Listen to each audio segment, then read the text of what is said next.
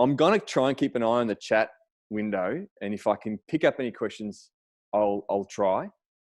If I'm going too fast, you want me to repeat something, I'll try and pick up on that too. But I obviously can't guarantee that I'm going to nail it. But yeah, you know, I'll see how that goes. Without any further ado, let's roll into it. Now, I'm out of habit. I'm the kind of guy who tends to talk to slides. So I'm going to sort of fire through a heap of slides and we'll talk to points as we go. I don't know if this is going to be slow or quick, but we'll see how we go. So the chat today is around branding and design. Two areas that I do know a bit about. You know, been running my studio, The View From Here, for 10 years. I have an honours degree in communication design, which used to be called graphic design, and branding really falls under that. Couple of things today. I'm going to drop a few space cats throughout this presentation, mainly just to remind me to lighten up, but also for a bit of entertainment for you guys. And they're just so damn cute. They're also just weird when they're floating in space like that. You know, you can't really ignore them. So I'm going to do that from time to time.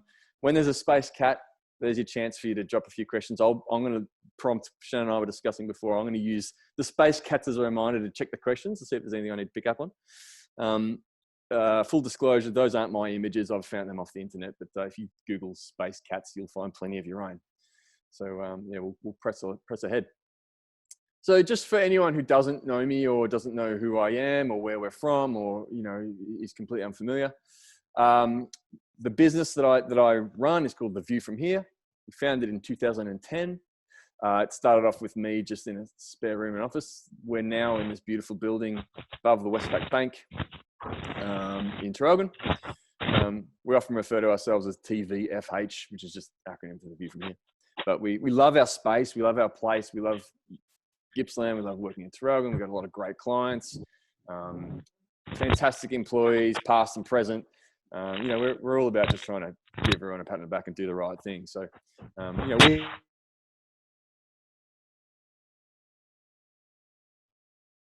how's that? I think I just muted myself. I'm back.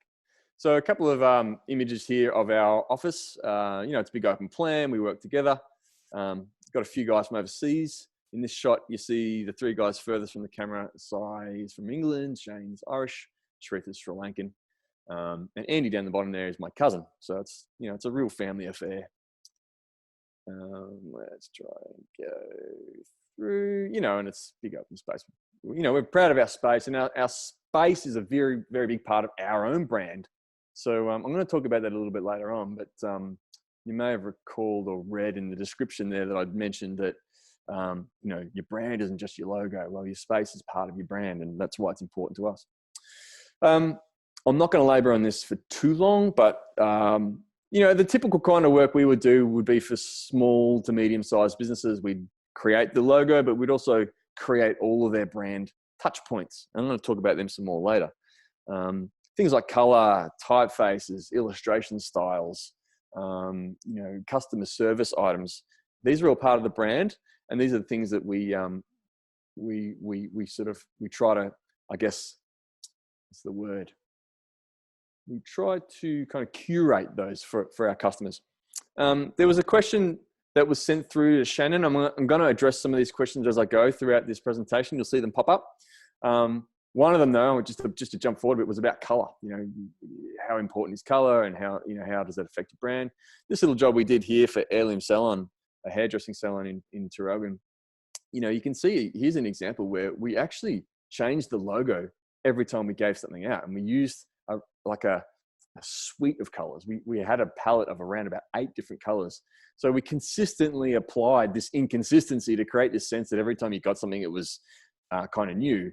But, you know, of course, we were really curated about it. So we used this really consistent secondary typeface. We made sure all the type was either black or white.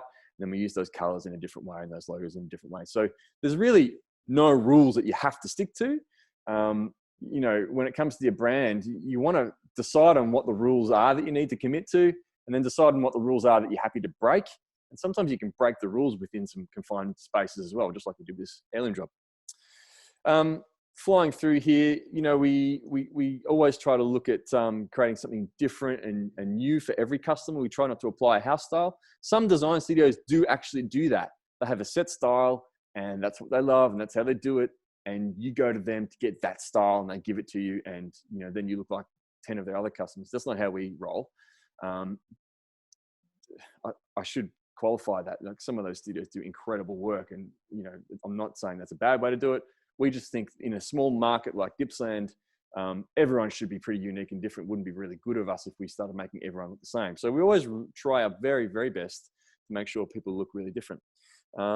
If you've been to Traralgon and you've ever eaten out at night, you've probably been to Little Prince. We had a lot of fun with that one way back. And now you can see when we go from Little Prince to Ropan are a financial planner again in Traralgon. You can see how different and diverse those two brands are, by color, by typeface, by finish, by story. So I'll talk about it a bit more later on, but this differentiation is such a critical point to branding, and it isn't just the logo that drives this differentiation. So I'll just flick on through those. Okay, so Gippslandia is another thing that we've sort of birthed out of our studio over the years. And I won't talk too much about Gippslandia. It's really another discussion, another chat altogether, but something we're super proud of. And really, we saw the closure of Hazelwood as an opportunity to go, you know what? There's so many great businesses out there in Gippsland, so many great people doing amazing things. Let's just pull them all together in this one really cool publication and make sure we just let everyone know that there's good things going on. So that's kind of what that was, and how it came about. Now, just a bit about me personally. I'm a father of 4 really, really cute little kids, and married to the best wife ever, who I call the boss, but she's fantastic. Now, that's an old photo. The kids are all in school now, so I'm not sure if anyone tuned in before, but I was saying how we've been homeschooling the kids here at the office, and I've got a preppy, a grade 2, a grade 4, and a grade 6. So 4 kids in primary school, and it's hard work, but it's often hilarious and really fun. So it's a bit about me. I think we're into a space cat, right? So I haven't seen any questions come up yet in the chat, so I'll probably just progress along. But that's a bit about the studio and our background and where we've come from. And so I'll start just talking now about branding. So to describe what branding is from my perspective, I'm going to sort of just start with the things that branding isn't, just so we can kind of get an equal footing of what's going on here and what all our opinions are of branding. So if you ask me, branding isn't your logo. It's not all about your logo. Logo is an incredibly important part. It is, but it's not everything in terms of your brand. There's this myth that branding is this thing that big corporates do. And hopefully already in the presentation with what I've shown you, I've explained that it's not really the case. It is a thing that big corporates do really well, and we learn from them all the time. I suppose what people like us provide for our clients is that sort of middle interpretation where we can kind of go, all right, well, we've seen what Apple are doing, or we've seen what Google are doing, or we saw this great thing we saw on, when we were shopping up at H&M, but we can apply that great little idea into your brand and work it for your customers. So you don't have to be a big corporate to be able to apply the rules of branding. Another myth, branding is a really expensive exercise. Well, yes, it can be. 100% it can be, but it doesn't have to be. And this is where I think, whether you're a small business or a large business, you've got to find your fit. It's not right for everyone to go and invest $100,000 in an amazing website. It's just not that important for everybody. And I suppose this is where business practice really comes into this. It's not about design or visuals anymore. It's about making a really intelligent business decision. Will that investment get you that return on the spend? And that's where, if it's a good website, or if it's great branding activities, or if it's a really amazing logo, you as a business owner really need to weigh up the pros and cons. How will you turn that investment into dollars? Myth. Branding is a thing for businesses in the city. Well, that might have been the case once upon a time, but it was never on purpose. I think, you could have argued 20 years ago there wasn't many design studios around Gippsland. There might have been, I don't recall. It's a long time ago. But I guess, education, the education system is now, has seen, lots and lots of people, myself included, growing up in regional areas like Gippsland, going to the city or moving into state or going overseas, learning the trade, getting some skills, coming back and bringing those things back. So there's, lots and lots of great branding businesses now in Gippsland, and us included. So, we can apply this thing to everyone. It's not just for people in the city. I think if you're in business, no matter where you are, then your branding matters. So switching our focus now to some truths. Branding is a thing all businesses should consider. And I would go as far as to say that if you are in business, if you have a business, then you have a brand without you even knowing it or not. Now, if you don't have a logo, you still have a brand. If you have customers, you have a brand, because the way they think of you is effectively what makes up their impression of what your brand is. And what I guess I'm trying to impress upon you guys today and my clients and my staff is that you should be at the forefront of making those decisions about what you want to impress upon them, so it's not happening by chance. So let's look at this branding thing from a business sense. And I'm going to put Johnny Business hat on here. And I'll give you some trivia. Before I got into design, I didn't really know what I wanted to do.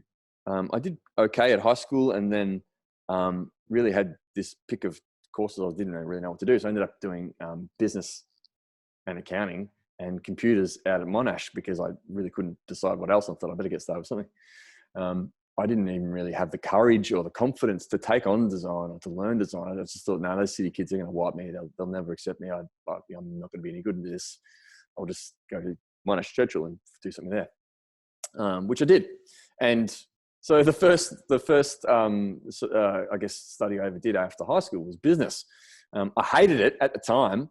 20 years later, here I am running a business, and I'm really quite passionate about it. So things change. But again, throwing my business hat on here, if you're in business, there's one critical fundamental that you have to apply. Otherwise, you go out of business. And that is that the money that comes into your business needs to be more than the money that goes out. And of course, that's the simple equation, because that creates profit. So when the money is up here and the expenses are there, what you've got left over is the profit. So that's what you need in business. Unless you're a not-for-profit, or unless you're a church, or unless you're the council, or, there's lots of other examples where it doesn't apply, or it applies differently. But let's focus on business for now. Private business. You want to make a profit. Like, you're in there to make a profit. That's, you want to create a wage that will enable your lifestyle. You want to be able to invest and buy things. You're trying to build your wealth. This is capitalist society. I am in no means a capitalist, but this is a reality of trying to keep food on your table. Now, one of the key things, I guess, we've got the business fundamental down pat. We know we need to make more money than we spend. That's going to make profit. That's going to make the business sustainable. That's going to keep things going. Then comes, well, how am I going to do that better and better and better? And this little line I've written there, competitive advantage. That's what you need to figure out. So let's explore that some more. Traditionally, when it comes to business, there's a few ways to create your competitive advantage. There's the what you do, the where you do it, and the price. And no prizes for guessing what that fourth one's going to be. But let's focus on the first three for now. If you've got a thing that you do, a skill, a method, or a product or a technology that no one else has, you've got a competitive advantage. You might have some machine or some incredible talent, or you might have access to a supply that no one else has got. You've got a competitive advantage. Great. You can make good profits. Business is successful. Sometimes you have that or you don't, but where you do that thing makes you really special. So you might be the only baker in town, or you might be the only accountant within 100 kilometers, or you might be the only one in that place that can do that one special craft. And so everyone who needs anything done comes to you because you're the only one there. So you've got a competitive advantage because of location.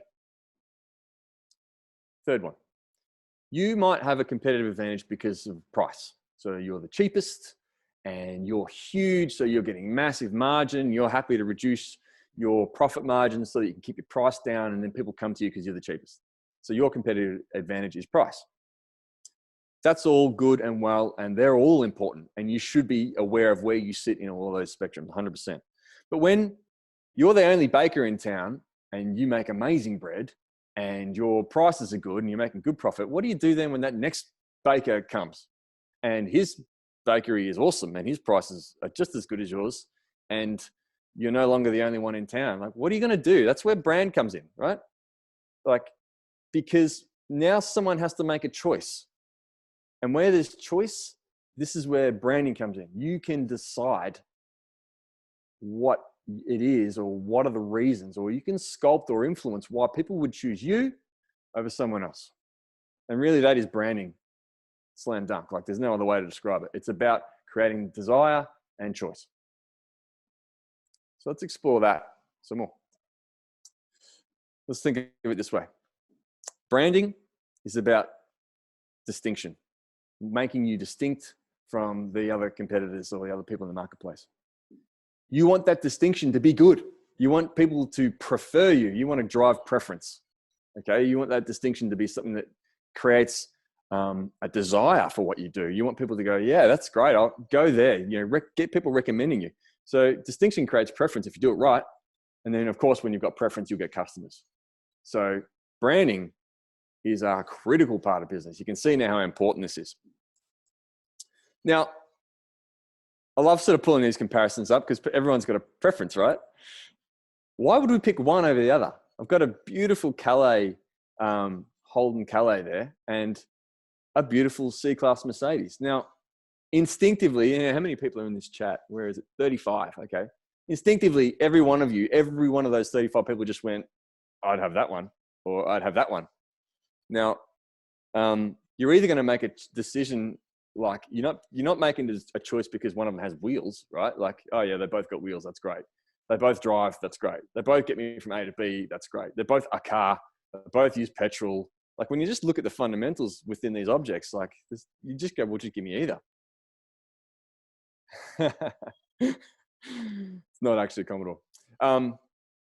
Despite the point. So what kind of things go through our head when we choose? Let's look at what was once a Commodore.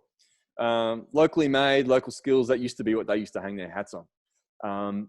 People might have chosen a Commodore over a Merc because it's a safe, smart choice, and I'm smart and safe, and I don't want to look like a wanker, right? And I've literally heard people say that sentence almost directly. But it's still a sexy car. Let's not get that wrong. Now, over on the Merc side, it's German made, it's great workmanship. I don't think anyone's going to deny that, but I'm not a mechanic and I really wouldn't know the first thing about whether it's made better or not. I don't think many people would, but they believe that. That's brand. It's brand perception. It's a bit more expensive, not a huge amount. I think I checked the RRP and it's only about $10,000 difference between those two cars, right? So if you can afford either of those cars, you're probably in the ballpark to choose either one of them. Now, a lot of people go, you know what, I've worked hard, I can spoil myself, I deserve it, I'm going to lash out and spoil myself on the Merc.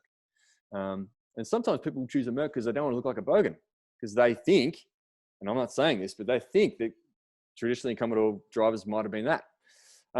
And again, it's a sexy car. So we've got these two almost identical things, but there's these hidden values attached to this that are helping people drive a choice. Now, these are all brand values, whether it's the prestige, the reliability, the trust, the public image, what friends and colleagues are going to think about it. You know, you're making those decisions based on all of those values. So when you're designing a brand for your business, you're trying to align with what you think your customers are going to want. Now, here's like the master of all branding, right? It's not just any phone. In fact, have a look at this image. There's not even a phone in it, right? In fact, where's the logo? There's not even a logo in it. We all know exactly what this is. These guys are literally the game changers in branding. And there's no surprise that they are the world's biggest business by a massive factor. You know, there's other businesses that are nailing it, sure, Amazon, Google, Microsoft. They're all great. They all nail branding. They all get it. But they've built an empire out of desire, out of recognizability, out of distinction, all these things that I've been saying. So branding matters.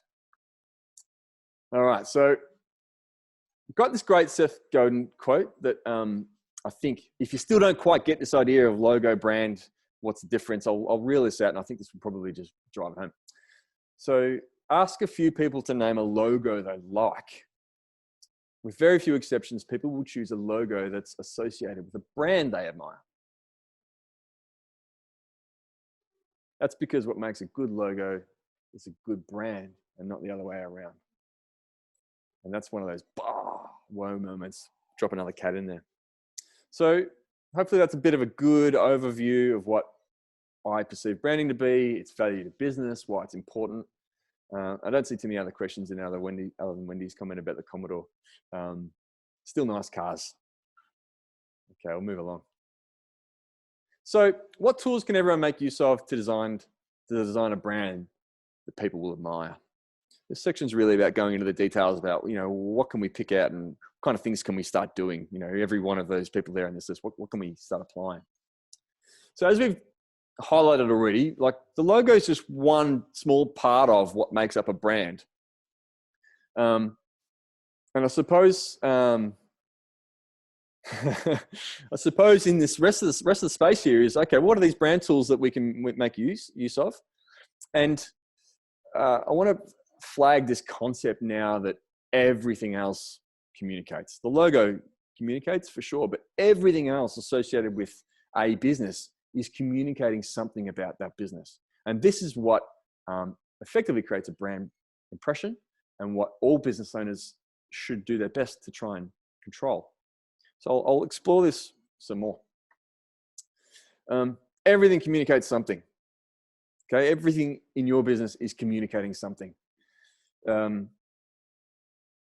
example, in this studio, it's by choice that we have plants everywhere. I'm not sure if you can see my camera. We've got plants all over in the place. It's by choice that we put design posters up around the space. All these things are conscious decisions because we want to align our values to the design masters of the world, or we love the feeling that you get when you see lots of plants.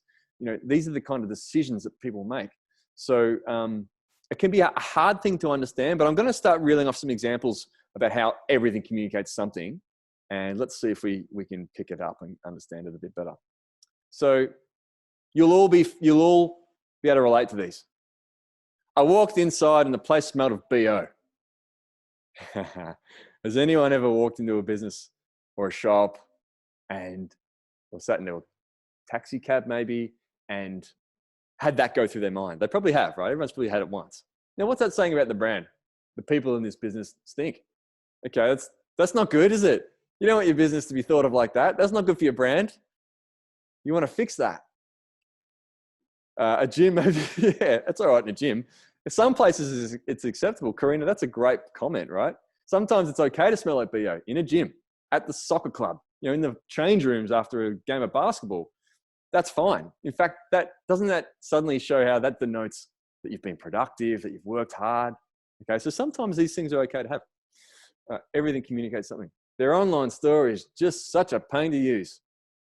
I'm sure we've all had that experience. You don't want people saying that about your online store if you can avoid it. I hate the envelopes they send me. I can never open them without destroying what's inside. Not good for your brand, because you won't like that brand. If you order for something from them, you've destroyed what you've just spent all that money on. Their aftercare process was a disgrace. Left a really bad taste in my mouth. All right, now we're talking about service and the type of things you can do in delivering your service. Now I'm going to switch to some positive things here. They were so patient with me. They couldn't have been more accommodating. That's what you want people saying about your business. You want people to think the staff were great. They took the time. That was a positive transaction. I want to go back there. Everywhere you looked, they had these little cards that had all great little greetings and reminders on them. I was blown away. Now, I've had that experience in some really nice hotels, but I've also had that experience in cafes and restaurants too. Little communication tools that remind you that, hey, we care about you. We're going to give you some tips along the way. We are speaking to you. Now, every business can apply these things. Something about those guys is just so cool. I just want to go back. I've definitely been in shops and gone to businesses where I'm just like, the people, the space, I don't know what it is. I feel like I need to get back there. You could tell with everything they said and did. What have I written here? You could tell with everything they said and did was wise. That's a typo, excuse me. They knew exactly what they were doing. Totally trust them. The trust them bit's fine. Everything that we received was immaculately presented, and the staff made me feel so welcome. I didn't want to leave. So as I start reeling these off, suddenly if you're in business, you think to yourself, well, how do you want your brand to be thought of? which of those statements, good or bad, could people say about your business? So what are the changes you can do to help people create a positive experience of your business, and therefore in their mind create a great picture of what your brand is and what it does? And then, like, how do you then communicate that to people? All right, because it's hard to explain to someone when you walk into, let's say you walk into, if anyone's ever been to Aesop in Melbourne, right, or any shopping centre, it's a beautiful store. It's immaculately designed. It always smells incredible. The people are so calm. How do they be so calm? They're in retail.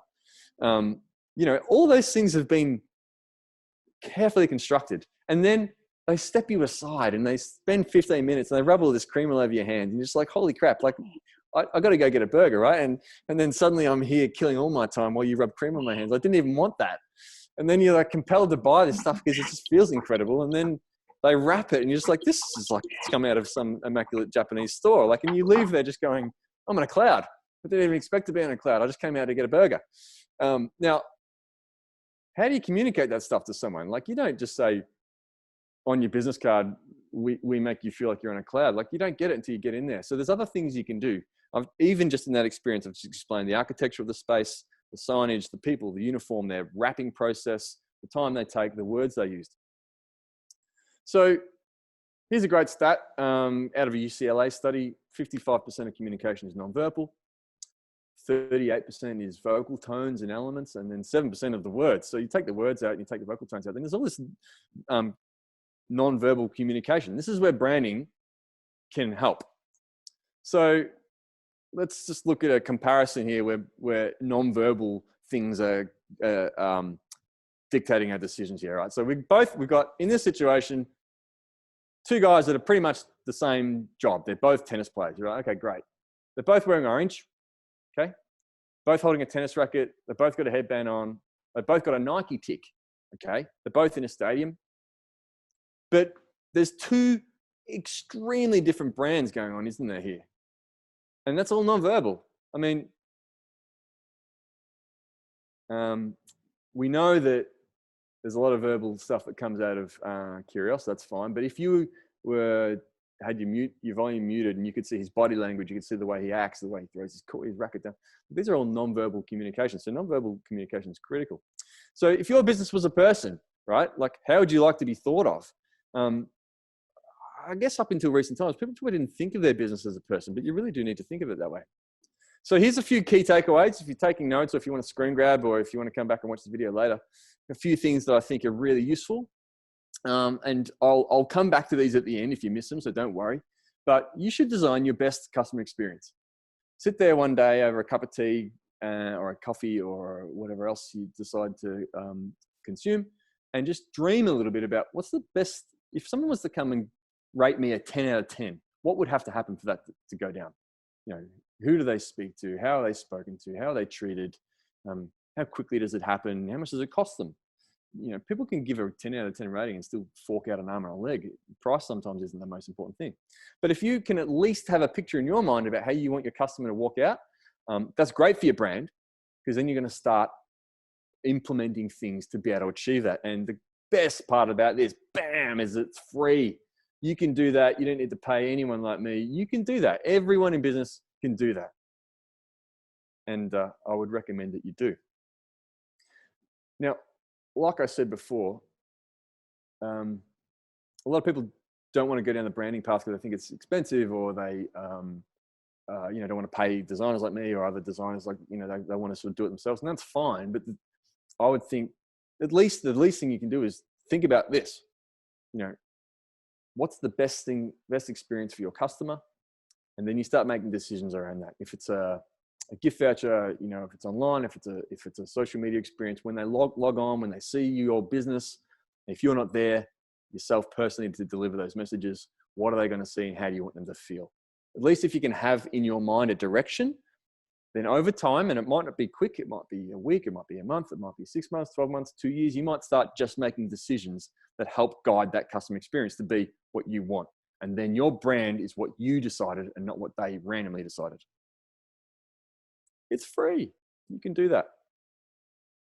Now, I've purposely made that free look as cheap and nasty as possible because it's really open to anyone. It's not exclusive. All right. Now, again, let's come back to that branding takeaway I had earlier. Good branding, in a sense that it creates that distinction about who you are and what you do, even if it is that you want to be the cheapest and the nastiest. That's fine. That's worked for plenty of businesses. Get that distinction right, people will choose you. You'll be their preference, and then you'll get the customers. And so long as you consistently then deliver that, then hopefully you'll get repeat business. And next time someone comes across a friend or a colleague or a family member who has the same needs, they're going to go, you know what, I remember this business that did exactly what you need, and I had this great experience with them. And then you get this beautiful referral. So branding is a critical part in this cycle of helping customers choose to buy from you and not your competitors.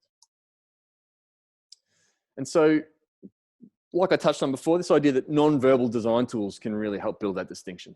So I'm going to spend some time talking about that now. And I can see I've got about 20 minutes left, so this should round out really nicely. All right, so I haven't seen any other questions come in, so I'll just keep punching along. Let's look at this triangle brand pyramid, right? We know the logo is a critical part of that. It's up the top. I've made the point now that everything else communicates. So let's talk a bit about what are some of the other non-verbal tools that can be used to assist customer experience and so on and so forth. So bam, I'll put a list in there. Don't worry, I'm going to go through them just to explain them a little bit, but there's a heap of things. Now, my business design studio, these are the kind of things that if someone comes to us, they want a really extensive brand, we're going to deliver advice on nearly all of those points. If someone wants a really, really, really cheap brand and they can't afford to spend a lot, then we're going to just truncate that to what we think is the most important things, which we discuss with the customer. But there are all these things out there. And if I throw Apple in the mix or Google or any of those sort of top tier best practice examples, they are nailing every single one of these. And I'm going to fly through these and give you some visual examples, and then you'll see how they're putting them to use. Right. So David Jones, really great Australian brand. It's David Jones or Myer, right? What's the difference? Okay, like other than, you know, one has Megan Gale and one may not, and whatever else, like it's pretty much the same business, give or take a couple of brands. But you know, how do you recognize one or the other? Like, how are you going to drive a choice over one or the other? Now, there's this pattern that these guys use all the time that people have come to love over the years. It speaks of heritage. It speaks of history. It's something they've always gone back to. It's nice. And in fact, maybe that's a factor that people put to use. It's interesting how they use it. Pattern is a non-verbal tool that you can use to create distinction in your brand. Now, color, critical one. That's Cadbury purple. It's trademarked. No one else is allowed to use that purple. There are bazillions of purples that we can generate in our design software. We're not allowed to use that one. Whiskers is the same story. They actually changed their purple from something closer to this one. I can't remember now, probably 10 or so years ago. But when you're flying through the supermarket and you've got 3 kids dragging your arm down because they want you to grab ice cream, and you're carrying a bag that's so loaded with groceries that you overloaded because you didn't expect to buy so much, but of course you picked everything off the shelf as you walk past. It's not a good situation. You go, God, I need to get cat food. You go to the cat food aisle. You're not even looking at the word whiskers. You're just looking for that purple, right? You grab it, you shove it, and off you go. The color is that instant recognition. It's trust. You know, oh, yep, that's the one I need. Bam, I got it. So someone had asked the question, how important is color, right? And I use Coca-Cola as another example, and I'm going to make the point here about shape. How important is color? Can color make or break branding and design? Now, I hope that person's listening in. I'm not sure if they're in the group or not, but the color's really important for your brand if you apply it consistently. So imagine Coca-Cola came out suddenly and that red wasn't that red. Like you would question, is this a legitimate Coca-Cola? Like if you were to pick up a Cadbury and, you know, or if you've ever been overseas in a cheap market and you find a product and you think this could be counterfeit, you know, the color's not exactly right. You know, color creates recognition. And I've just illustrated the point, you know, the shopping center buying the cat food point where like you reach out for the color because you're in a rush and you're busy and distracted and you just go for the thing that you need and you know. So color is a critical point to helping people recognize your brand. But I come back to the points, Okay, Haley, good one. I'm glad. I come back to the points I made earlier. Color is just another tool of all these tools I'm going to list to help drive some distinction. And again, distinction creates preference. Now, if anyone has been on this chat the whole time, I'm coming to green. I'm coming to the green question, Karina. I'll get to that after for you. If you recall at the beginning of the presentation, I showed you the heirloom branding where we actually used about 7 or 8 colors. All right. And then we basically, from one piece of communication to the next, we just diversified the color over time. Color is important there, but we've created a boundary from which to explore various colors. And we stick within those to create recognition. And we use it for a bit of delight. I'm not sure if you guys have even noticed, but I'm changing the colors in the background of these slides from time to time just to mix it up. So color is one tool of many. Now, in these examples here, I just want to come back to shape. We know that's Coca-Cola, right? Like the red and the white shape together, the combination of the two instantly says Coca-Cola, and we don't even see the words Coca-Cola. And we already know that by looking at that, the flavor is going to be exact. Like when have you ever had a can of Coke that didn't taste exactly the same? Now, these are brand qualities that these guys pride themselves on. So interestingly here, note the shape, right? Here's a little fist bump that these guys have got come out. And this is pre-COVID-19, by the way. I guess now they'd be doing an elbow version. But isn't that quite cool how they've taken their brand shape, something that people know, and they've gone, yeah, well, let's do something fun with it. Now, that makes people think this is a fun business. This is a fun brand. I can relate to this. I want more of it. So you can break the rules sometimes if it's in support of your brand values. Now, a couple other things. Again, tools. We know that, Duracell, it says, actually, it doesn't even say Duracell. We know it's a Duracell battery because of the shape. The shape is distinct.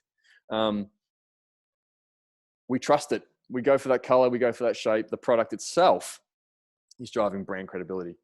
And for anyone who's a musician, if you've ever turned the knob on a Marshall amp, and you cranked it to 10 and you get that sound, you feel it in your chest. The knobs, like the Marshall knob, is an important element of their brand. And it's such a tiny, tiny part of their product, right? But it's consistent. It's something that they've decided that they want to make sure is controlled, right down to when you crank it to 11 on your guitar amp. Like, they've designed it to be a certain way. Now, if you're in manufacturing and you produce products, have a look at this set. This is a pretty old set now of Apple peripherals, but look how consistently and beautifully it's applied. And there's so many different shapes there, right? The logo's always in the top left. They've always got a nice amount of space between the text that sits below it. All the shots and photography is done direct. There's no mistakes there. They've really, really thought that over. Even to the way they've designed those little items in there. They're all white. They're all clicked together nicely.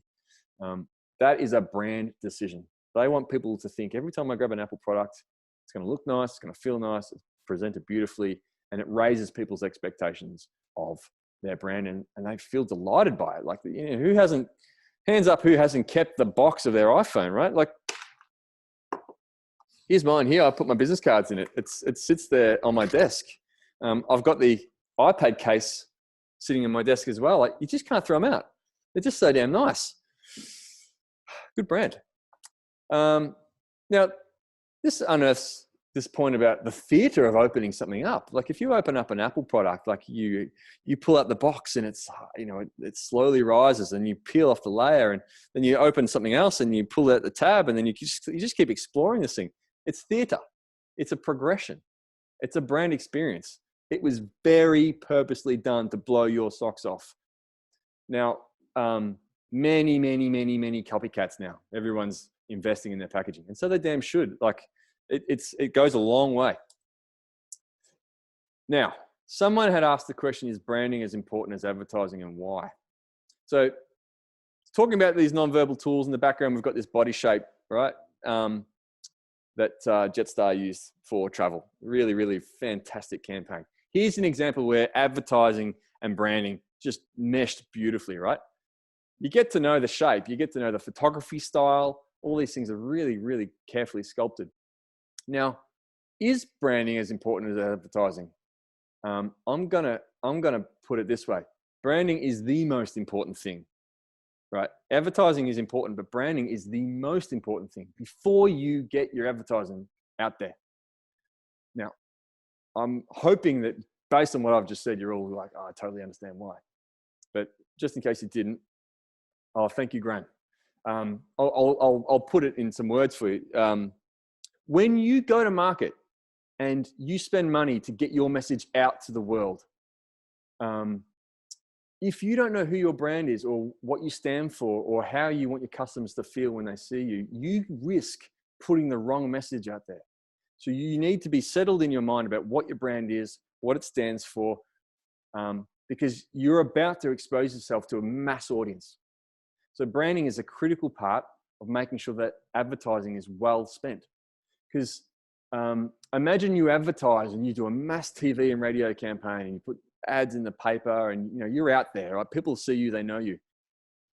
But if you don't get that message right, or it's something you can't commit to, like for example, they put out this hugely luxurious looking image, but you're running on a shoestring, you can't afford to get that, keep that standard up, then you risk disappointing your customers, giving them false expectations, and it might not be something you can keep up. So I think it's very important that you're really clear about what your brand is, what you represent, what value you're offering, what your differentiation is. Once you're solid with that, go to town. Advertising then is a great way to get those customers coming in, and they're going to come in with an expectation that you wanted. You wanted them to know that you were this type of price and going to deliver this type of service and speaking in this tone of voice, and that if they see that color in that magazine, they're going to see that again when they come into your shop or pick your product up. So get those two things aligned and you'll nail it. But I think branding has to happen first. You've got to know who you are and you've got to get that right. Graham, is that okay? And Shannon's asked the question, what local businesses do this well? There's plenty. I mean, I think some of the big advertisers locally are, we know Harvey Norman, always on the radio, always on the TV. The car yards.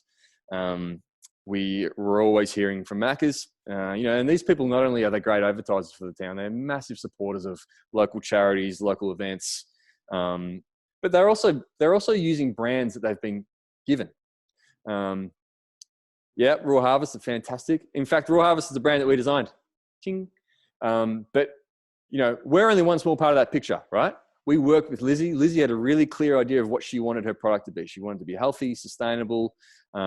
She's created a beautiful space. And so we've worked with her to bring that vision to life on the non-verbal side of things on the brand. But she, she's really delivered that herself in the bigger picture. I'll kick along because I don't want to keep you guys too much longer. Look, there's aspiration in branding. We know like not everyone's going to be able to slam dunk like Michael Jordan, but I've certainly owned my pair of Jordans and would be happy to buy another one. It's, you want to be associated with these things that you aspire to. Interestingly, facial expressions can be a brand device. This ID magazine, can you note how the eye is a winking person? So on every single cover of this magazine, they had someone winking. Really clever. And like when you first find that out, you're like, oh my God, that's such a great idea, right? Who doesn't want their business to be the one that people go, oh, what a great idea. You want people leaning back and like praising the Lord for how good your ideas are. If you can be that business, you're doing well. Logo placement's an interesting one with your brand. Look how BMW always tuck their logo in the corner with a little bit of space, right? Whether it's tall, all right. So consistency is important, but you can be flexible within your consistency. And interestingly too, illustration styles. These are Bunnings ads, right? And they never take a photo of their product, ever. They only ever show drawn. Has anyone noticed that? So illustration, black and white, which effectively makes it look cheap, right? Like they want to be known as being cheap. They want people to think they got the lowest prices. They even put lowest prices on their ads. Find a lower price or get it 10% off, these type of things. So they design all their marketing to support that theme. They use 2-color print, right? Green, 3-color, green, black, and red. They use illustrations to make it look cheap, so they're not wasting the perception that they're not wasting money on photography. But the reality is doing those illustrations is probably going to cost them more than doing the photography. The fonts are pretty like budget buster looking typography. it all supports their brand image. Now, taglines are a really important part too. If you can get a tagline that just inspires people, you don't even need your logo. Look at this one, right? Yeah, a swoosh. Have a look at this way. This isn't even the name of the business, but we all know exactly what it is and what it stands for, right? So taglines are a really important part. Tagline might be even more important than the logo potentially. Now, here's a couple of little subtle ones, again, that are free, that if you've got the time to spend, if you're in business, you can apply these in your own writings. Have a look at this. Get 10% off any of our mobile plans so you can spend less on your phone and more on the good stuff. Now, there would have been a time when someone would have got sacked for writing the good stuff on a corporate communication, right? Times have changed. We want personality in what we're doing. We want to feel like we can connect. It's okay to say more on the good stuff. And you're starting to see that come out more and more and more in other communications now, where people are kind of bringing colloquial language into things. Now, have a look at this in comparison. This is from the Mercedes style guide. Dealer may not utilize any form of distressed advertising, including any mention of overstocked or blowout, reduction. Acceptable alternatives are tremendous offers, attractive offers, special opportunities, one of the best opportunities of the year. Now, what a massive difference that is for brand alignment, right? You're never going to get a Merco bloke going, 20% off all Mercs. It's one of the best opportunities of the year. It's an incredibly different motive. And coming back to Graham's question before, here's why your brand is important. So the messaging you're going to put out there to the audience, you want to feel like that's going to suit your brand first, then drive it home. Okay. Now, visually, the typographic styles are always really consistent, right? So there's that. The way they lay out their ads, have a look at how constructed this Mercedes ad is. Like, it's never any different. Granted, this is a little while ago, so it might have changed since then. Now, I mentioned earlier Aesop, the cosmetics brand. Look how beautiful these stores are. The stores are designed like this, so you feel compelled to walk in there. You feel blown away. It's tangible. We can see in there's cardboard, there's plywood, there's concrete. They want you to walk into this store and feel like it's an immaculate presentation, because the product's immaculate, the service is immaculate, the buying experience is immaculate, the logo is immaculate. It's beautiful. And this is what they stand for. They stand for being incredibly beautiful. That's their thing. Google, on the other hand, they want you to think that they're having a party, that it's fun. So that's how they design their offices. Now, the question came before about what is the best way to brand our business as sustainable without looking like we're greenwashing. So the two ways to answer this. First of all, the typical way to make your brand look sustainable, drop a green on it, drop a leaf on it, maybe put some sky in there, perhaps a little picture of a fan. Okay, that's the stereotype. But the other way to look at it is to go, okay, on this page, there's all of these things that we can do. It's the way we speak. It's the way we design our materials. It's the way we trade. It's the way we do our experiences for our customers. It's the way we respond to people. Everything in your business can speak of its sustainability without necessarily having to be green, without necessarily having to show a leaf. You can show sustainability in any number of ways. And in fact, that's where the creativity comes from. You're going, all right, how else can we show it except for being green, or except for being blue, or except for showing a leaf? Now, there are some exceptions to be conscious of, right? So sometimes a message is so strong that you need to fall into place. So for fear of being a bit disgusting, you would never want to see a tampon ad probably with the liquid being any color other than blue, right? I know that's potentially politically sensitive, but there's a reason that people do that, and they fall into that, and they constantly do it over time. No one's ever taken the risk to do anything else. People toe the line. There's going to be better examples than that as well. But, you don't have to be green to be sustainable, but, you could show wood, you could be brown, you could actually go completely full color and explain to people subtly under the message that, we're using biodegradable inks, we're using sustainable papers. You can deliver your services with horse and cart instead of petrol. You can go all Greta Thunberg on it.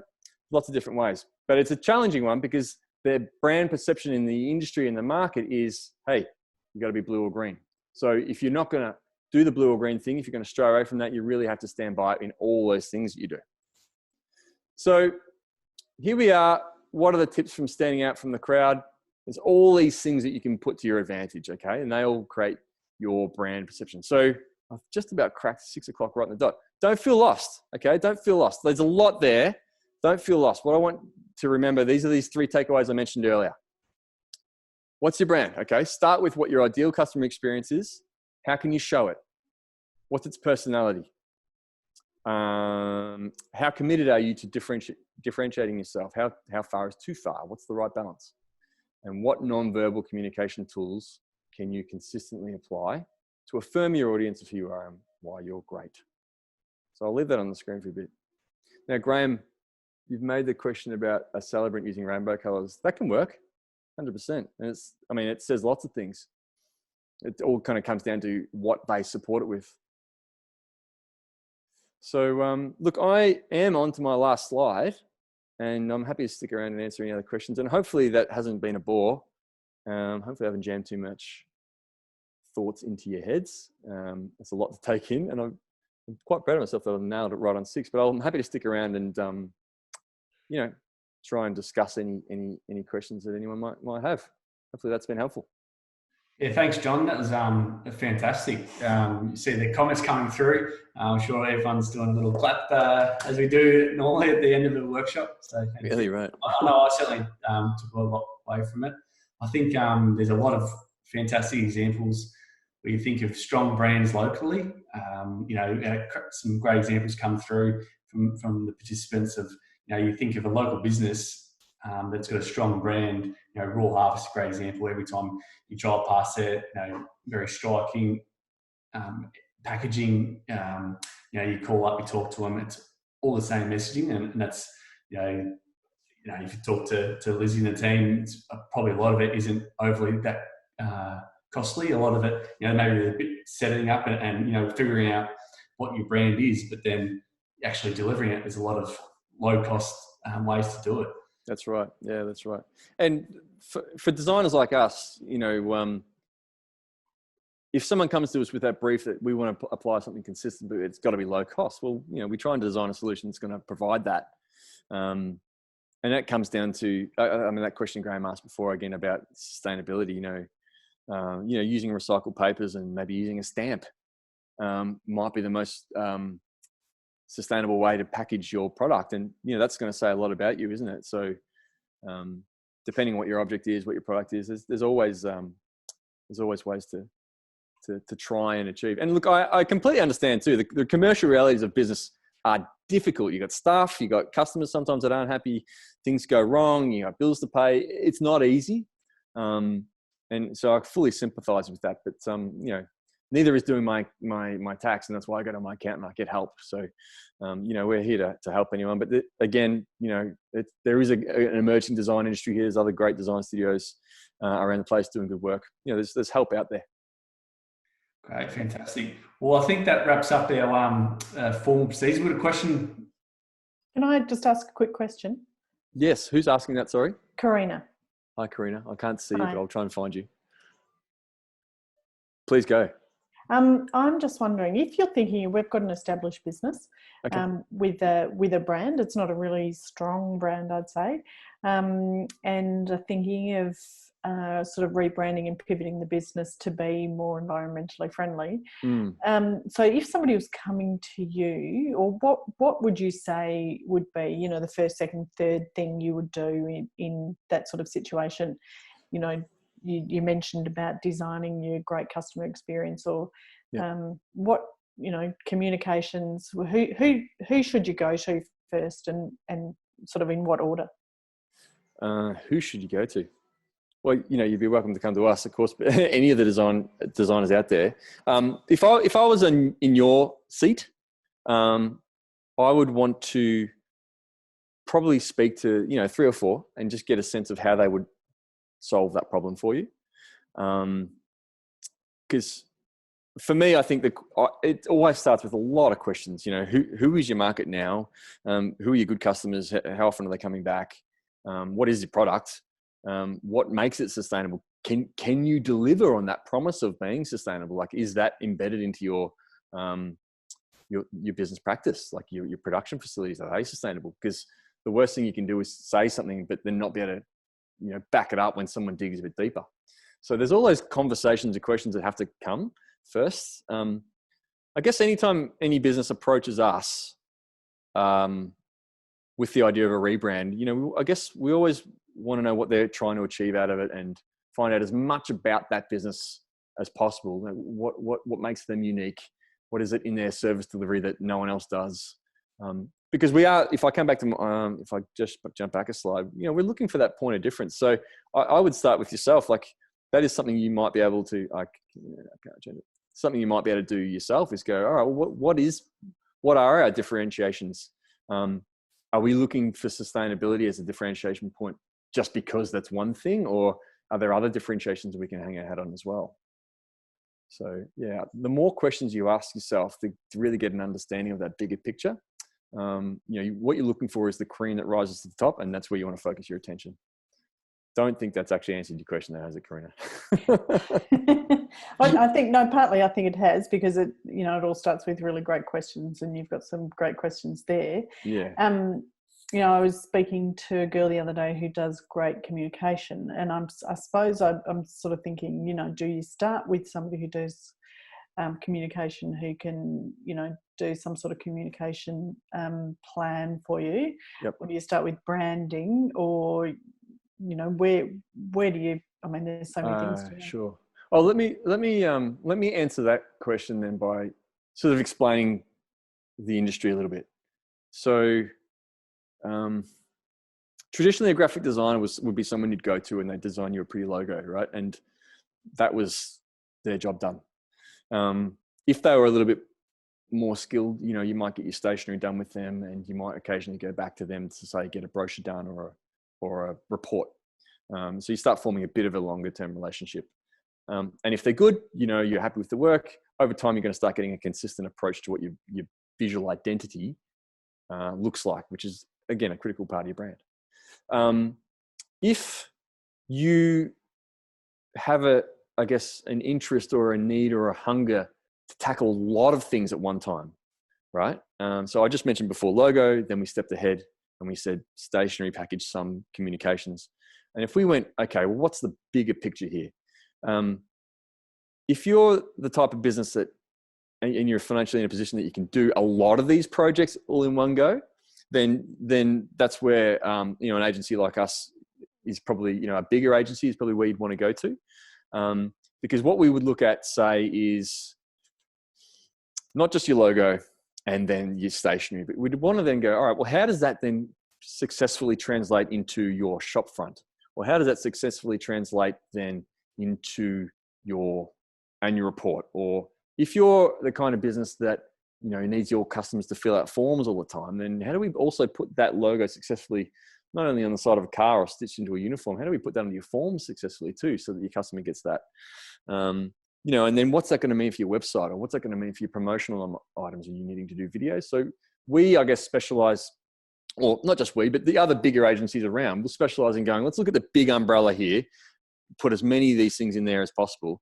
But you don't start tackling those things until you get that brand element right first. Now, you mentioned before your friend who is good at copywriting. Copywriting is a really critical part.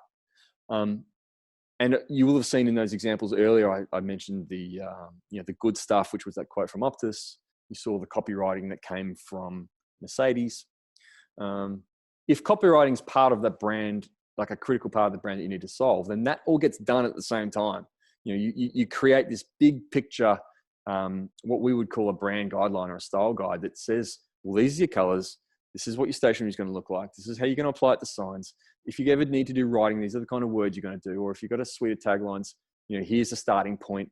And the writing is one component of that you start top level and then you work your way down into detail. So top level, I mean taglines. Second level of that would be headlines or introduction paragraphs to brochures or your website. third level down would be the long form of your brochure copy or your website copy, and sometimes even your social media content.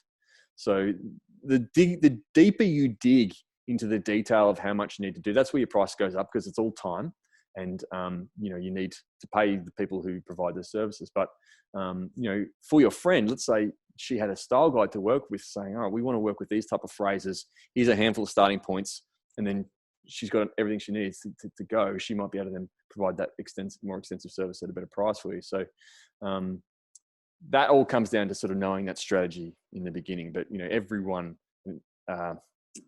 every part of what you're saying is sort of part of a bigger picture. Oops. Thank you. My screen. Hopefully that was no, that's great. Long answer to a short question. Sorry. Thank you so much. I've just knocked out my screen. Where did that go? What I might do is actually just stop sharing my screen. Or I haven't done that anyway.